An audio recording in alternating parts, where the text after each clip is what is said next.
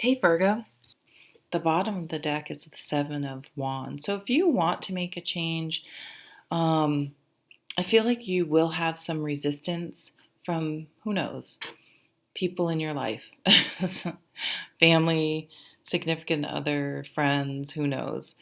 But there's going to be some resistance, and you may feel compelled to explain yourself, defend yourself. The Seven of Wands says you don't need to defend yourself. You don't owe that to anyone. So if you want to make a change in your life, obviously if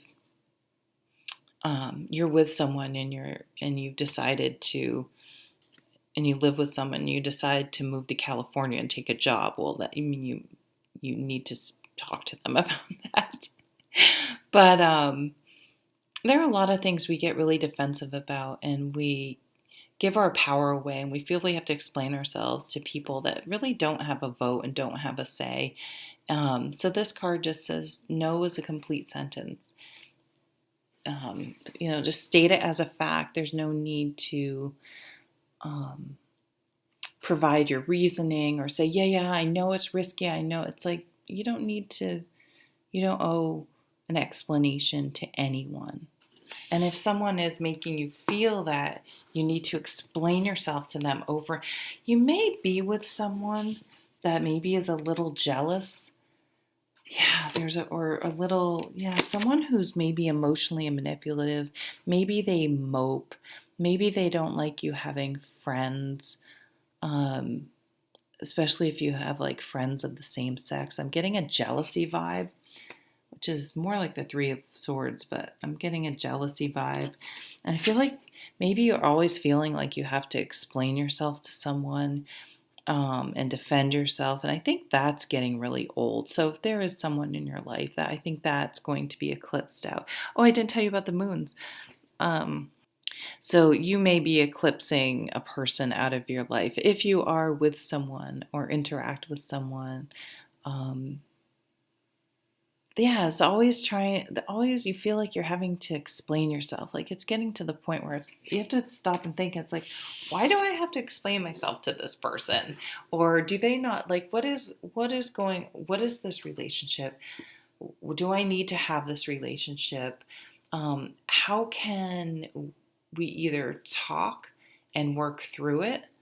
Um, but I can't live where I'm constantly explaining myself to someone else or defending myself or re- not doing anything wrong, but feeling like I have to constantly reassure this other person. And if I run out to the store, explain exactly where I'm going and who I'm going to see. And like, it's like, and sometimes these situations happen where you don't realize you've been trained by this other person because you want to keep their emotions.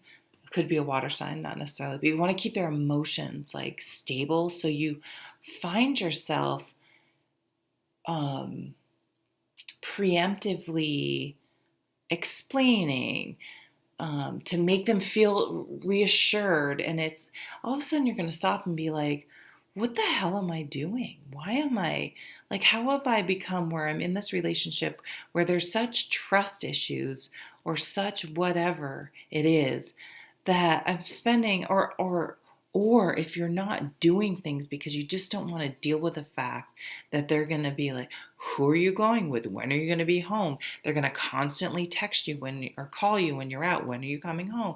Who's there? Like, oh my God, okay, you need to get away from this person because they're driving me crazy just channeling it. Um, yeah, that's a red flag. That's a red flag.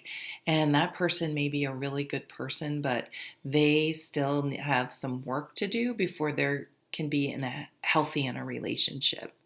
So you really have to think about if you want to take that on, because there is no guarantee that person's ever going to grow out of that. That could be because of a trauma, deep-seated trauma that they can't deal with, and there's no guarantee they're ever going to. Um, and it is hurting your quality of life. Excuse me, I'm sorry. So there could be some messages flying around. Maybe maybe you're going to get a final message, or maybe you like are out with a friend and you have your phone face up, and this message comes through that maybe they see it, or maybe you show it to them, and the person's like, dude, what the fuck? Like, why are you dealing with this? That is like someone's able to get you to see it, to think about it in a different way. Because again, you slowly have been changing to basically walk on eggshells around this person to placate or to minimize their reaction to something. So that's changing. That's changing, and that will be communicated, I think, to the person. You don't want to, because you get in this cycle. To me, the Wheel of Fortune is that it's like a cycle of abuse. It's a cycle, it's a pattern. And that's someone else. If you get, I mean, it could be you too, with your own, who knows?